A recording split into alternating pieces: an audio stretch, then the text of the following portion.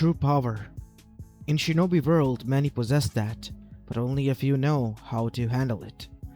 But what happens when a silly little prank backfires and the unexpected happens? That is what we're going to find out in today's story. What if Naruto trained at a sacred waterfall? Kind of. This is an unscripted story, and without any further ado, let's begin. It was a peaceful afternoon in Konoha, as Hiruzen Sarutobi was enjoying his green tea and slowly working on his paperwork. Usually he was quite cranky about doing his job, but since he was in the mood, he was working with focus and peace, which didn't lasted long because he heard an explosion and people yelling and screaming. And that happened while he was currently writing down, using his wooden pen, a document which left a huge screech of black ink across the whole thing. He literally began to become angry as his eyebrow twitched with rage. He took in a deep breath and sighed, releasing his anger, and turned around. Let me guess, Naruto again. As up there where the explosion erupted on the rooftop was sitting a 5-year-old boy, pointing down towards the shop owner and his now painted in a black smock shop with laughter. Serves you right, you old bastard. If you're not gonna serve me, I'm gonna do this to you. Next time you don't insult the future Hokage-sama, Naruto Uzumaki. You better believe it. As suddenly the Anbus then arrived. Alright, kid. That's enough. You're coming with us. Hokage-sama has called for you. As Naruto smirked and threw stink bombs at them, which he had himself made. The Anbus, literally some of them who were green, were caught in it, while those who have become somewhat of a veterans in this were able to avoid this and begin to chase after Naruto. Naruto jumped from rooftop to rooftop, being quite flexible and agile for a kid his age, being able to even outrun the Anbus. Using a little tactical hiding technique, he was able to hide while the mob went past by him, next to the fence. As he removed the paper, Naruto smirked. Another day, another victory. As he turned, dusting his hands, he bumped into someone.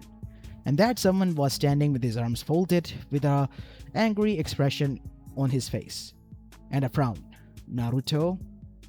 Why did you do this again? That man wasn't serving me. I even tried to pay him twice. He just kept on insulting me and everyone laughed. I had to get even, said Naruto with a pout on his face, as Hiruzen sighed. You can't keep on doing this. And so, the people gathered around, including the Anbus. But before the people could yell and protest, the Anbus did. It's enough, Hokage-sama. We are elite forces of Konoha, and this kid is making a mockery out of us. With all due respect, you need to punish him. You have been too lenient on him. This cannot be allowed to go on, sir. Hiruzen, who had a soft spot for Naruto, realized that he could not allow this to go on. And he couldn't punish Naruto because that would mean that Naruto would lose all the allies and potentially be on a flight risk in the future because he would have no bonds, which the boy literally needed right now. So Hiruzen thought, and then he devised a devious idea and had a smirk on his face. Alright, I'll handle this. Naruto looked like he was shocked and betrayed, looking towards Hiruzen. You're gonna punish me. But you never punished me. Well, things are about to change, Naruto. You will be punished inside my office. Come with me this instant, young man.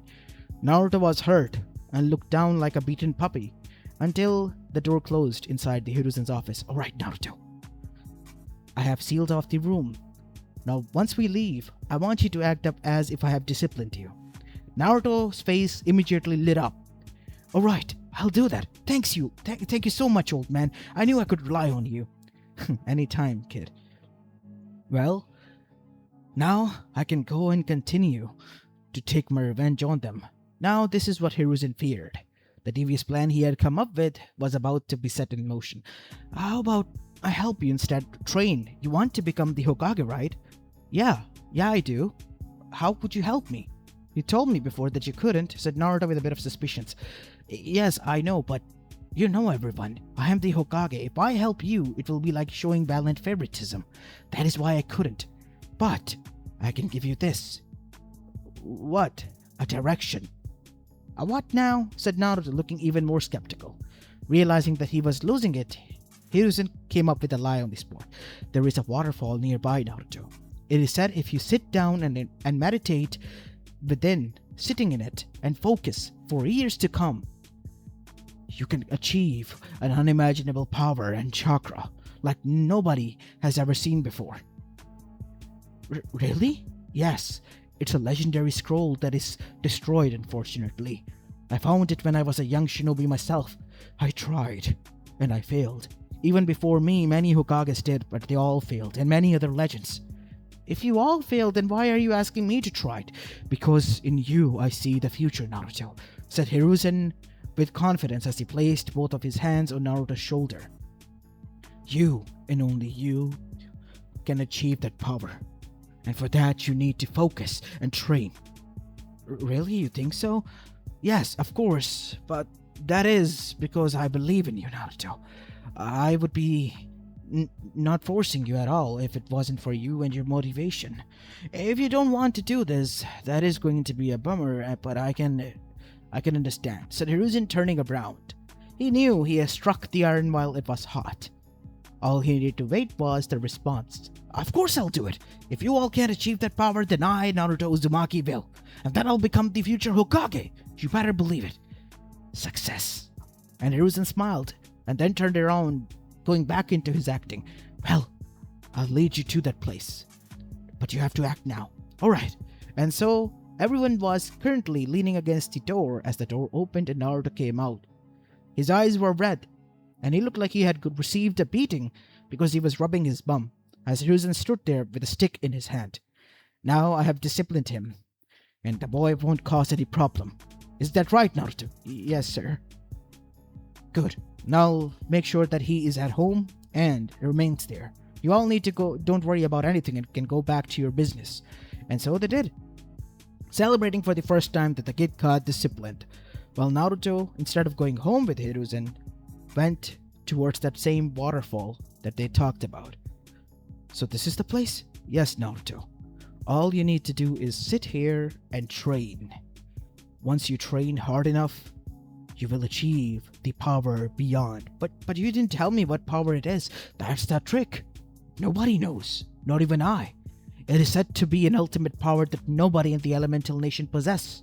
All you have to do is sit underneath a waterfall from sunrise to sundown and train by focusing on your mind. Wait, focusing on my mind? Yes, you can't have any other thoughts. If you get distracted, you start again.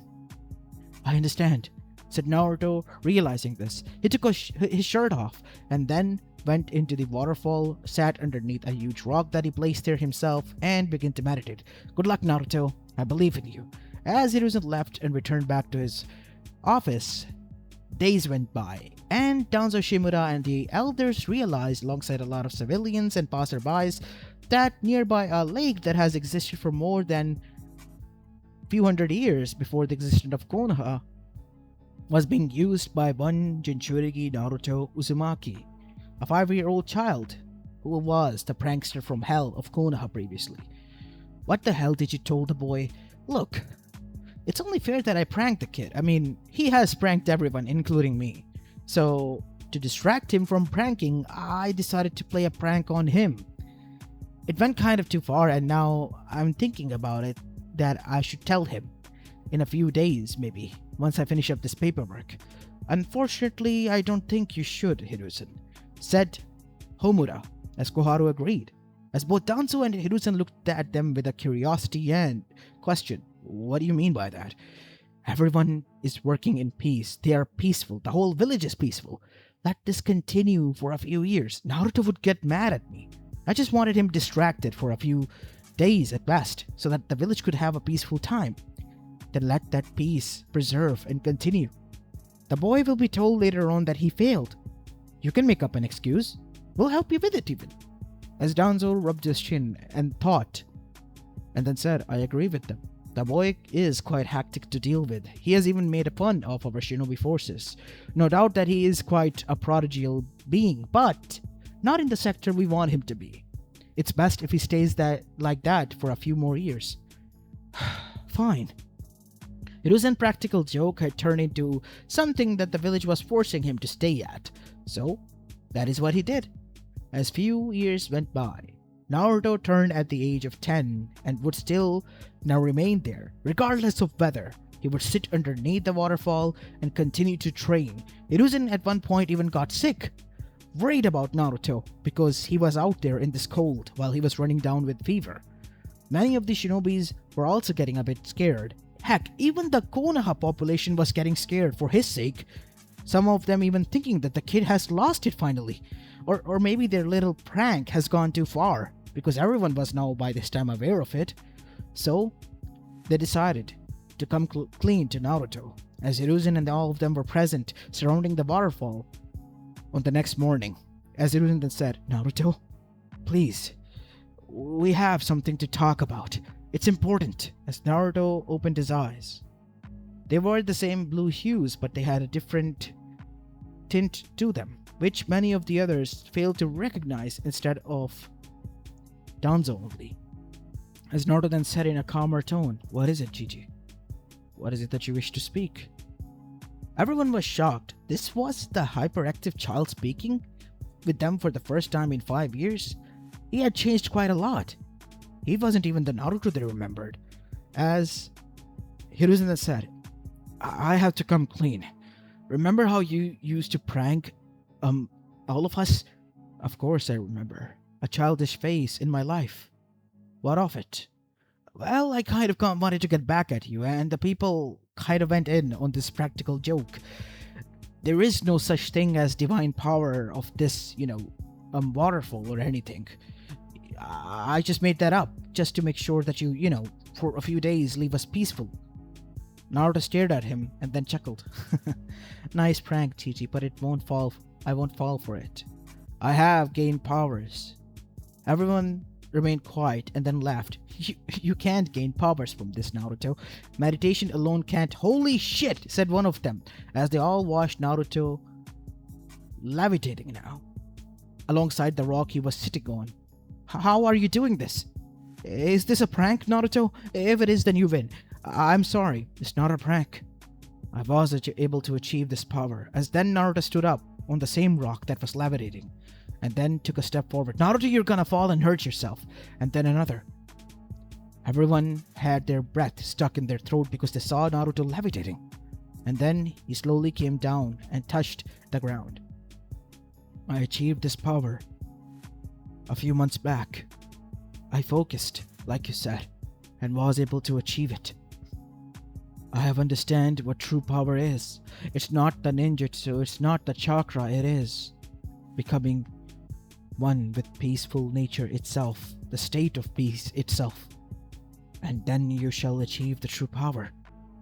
Now the people were really quite confused. Was the kid pranking them to get back at them? Or was it all real? In both cases, this was getting out of hand, and Hiruzen said, "Okay, Naruto, stop it. This is getting way too much out of hand. You have to realize this. This was a prank, son. A prank. We can't allow you to continue this. I'm telling you, I have to. This is not a prank." As Naruto literally pointed towards a few trees in front of them, as he levitated his hand in front, pulling his fingers upwards, the 4 trees literally ripped out from the ground itself, alongside their roots, and then Naruto switched them like switching a few cups, and then placed them back down. "As you can see, I have gained powers. It has done wonders for me." "Oh crap," said Hiruzen to himself. This was what he did not expect it to happen. As Naruto then said, "Please, all of you can leave. I apologize for what I have done in the past. I won't cause any more problems and be a pest. Allow me to train and meditate here in return." And so, Naruto went and sat down on the same rock again underneath the waterfall and began to meditate. While the others were left stunned at what they had seen, they all began to leave, one by one, and Hiruzen was himself dragged from there. Back in the Hokage office, Hiruzen was now surrounded by the elders and even Jiraiya, who has been called back. You allowed him to do what? A practical joke turned out to be real? Seriously, Sensei, what the hell were you thinking? I did not knew this would happen, Jiraiya. To be honest, it was a joke to me. I thought it would be a little bit of fun, and then I will tell him the truth, but turns out it turned out to be a reality. Jesus, what are we gonna do now? I had so much plans for the kid, so many goals. And that is when the news did not remain within Konoha. It spread out and reached even the ears of the likes of Orochimaru and Akatsuki. So one night they decided to pay him a visit. It did not end well for them because Naruto, while he was meditating, immediately then said, I can sense all of you. You may come out. Pain, or should I say Nagato, Konan, and one after the other he began to name all of them, including Zetsu. As they all stood, how do you know us? I know everything about you, Obito. Because I am connected with peace. And I am connected with time. How are you able to do this? I meditated and became one with my mind, unlocking its paths and using 100% of it. I have gained powers from it. It took me years to do so, but I have achieved it. Impressive, said Orochimaru. Yes, it is. I can become immortal as well, but I would rather not. And this shocked Orochimaru and the others. Orochimaru then asked, why? This is something I searched and yearned for my whole life. Why would you not want that immortality if you can achieve it? Because immortality in itself is a curse. But you won't understand it. Not until you have it. As Naruto then said, it won't bring anything that you desire. As to why you are here and what you are about to do. Including you, Zetsu. She would not care about you at all.